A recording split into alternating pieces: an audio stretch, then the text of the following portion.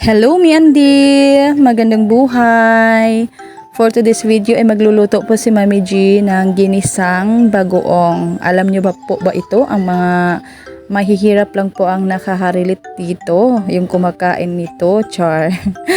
Mga mi, yung ano ko po, bagoong ay napakasarap. 1/4 lang po itong niluluto ni Mami G. Masarap din ito sa mangga, isawsaw natin, di ba mi Andy? Napakasarap sa mangga at lalong-lalo na pwede din ito lagyan po ng taba po ng karning baboy. Ayan po. At simple lang yung pagluto ni Mami G. Nilagyan lang yan po ng sibuyas, ahos, at saka kamatis, at saka minikos-mikos na po dyan para mag-combine lahat po ng ating ingredients. Ayan po. Tapos, hindi na pwedeng lagyan ng asin kasi maalat na po ang ating bagoong. Yung ilagay na lang ni Mami G dyan ay kunting bitsin po at syempre lagyan ng sugar para mag-balance po ang lasa. Ayan po, napakasarap na.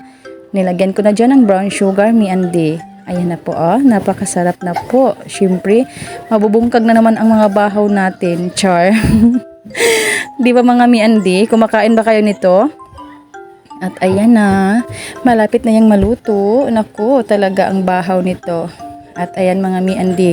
At sana ay nagustuhan nyo ang aking video for today, mi Andy. Hanggang dito na lang po. Thank you for watching. Have a nice day and follow for more.